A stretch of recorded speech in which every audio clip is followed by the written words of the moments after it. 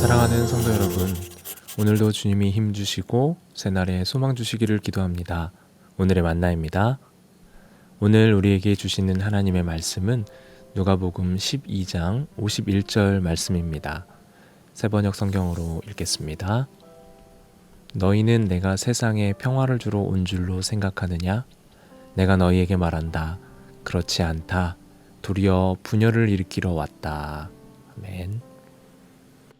청어는 북해나 베링 해협 같은 유럽을 기준으로도 먼 바다에 잡히는 생선이었기 때문에 싱싱한 청어를 먹기가 쉽지 않았다고 합니다.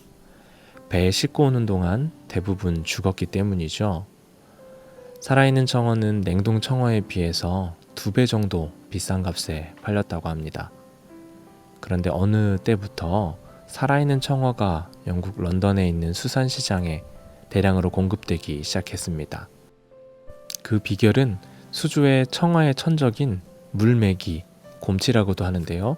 몇 마리를 함께 넣는 것이었습니다. 청어들은 물메기에게 잡아 먹히지 않으려고 필사적으로 도망 다니고 그 긴장이 청어를 살아있게 하는 원동력이 되었다고 합니다. 역사학자 아놀드 토인비가 이 청어 이야기를 자주 인용했는데요. 가혹한 환경이 문명을 낳고 또 인류를 발전시키는 원동력이었다는 역사 이론을 전달하고 싶었기 때문입니다. 그래서 이를 아놀드 토인비 청어의 법칙 혹은 메기의 법칙이라고 합니다. 오늘 우리가 함께 읽은 본문을 보면 예수님께서 화평과 평화를 주러 오신 게 아니라 도리어 분쟁, 분열을 일으키러 오셨다고 말씀합니다. 우리는 평화의 왕으로 오신 예수님, 우리에게 생명과 소망을 주러 오신 예수님을 생각하기 때문에 이 말씀이 잘 이해되지 않을 때가 많습니다. 예수님이 깨어 심판의 때를 준비하라고 말씀하고 계시는 배경을 이해하지 못했기 때문이죠.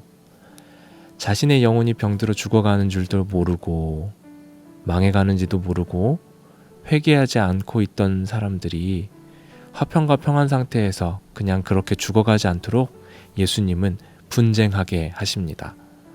우리가 선과 악을 분별하도록, 진리와 거짓을 분별하도록, 하나님 나라와 세상 나라를 둘 다 섬기지 못하도록 깨어 있도록 우리에게 도전하시고 분쟁하게 하십니다.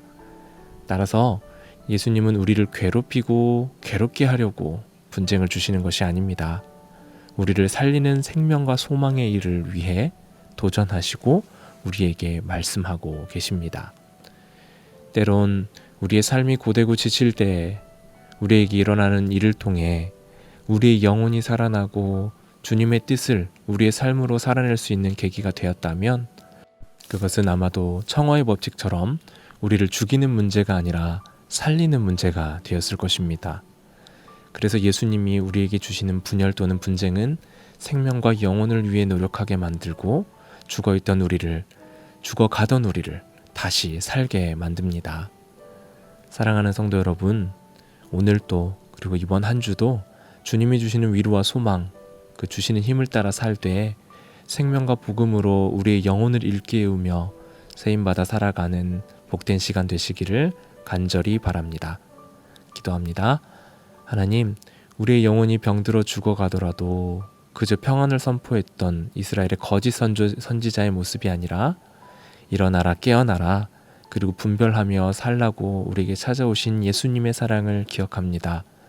눈앞에 있는 문제와 도전들을 통해 우리의 영혼이 살아나고 주님께 더 가까이 가도록 인도하여 주시옵소서.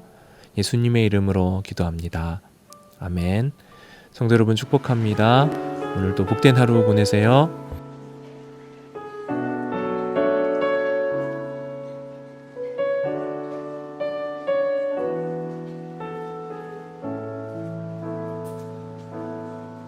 내게 허락하신 시련을 통해 나의 믿음도 강하게 자라나고 험한 상고도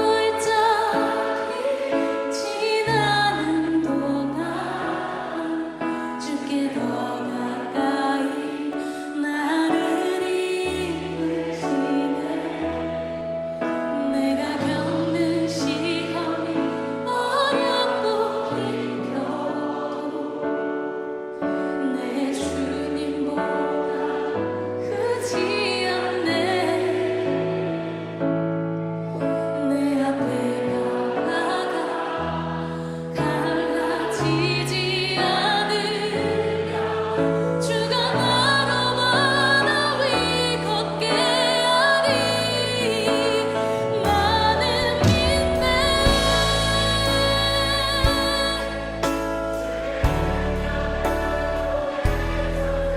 믿으십니까?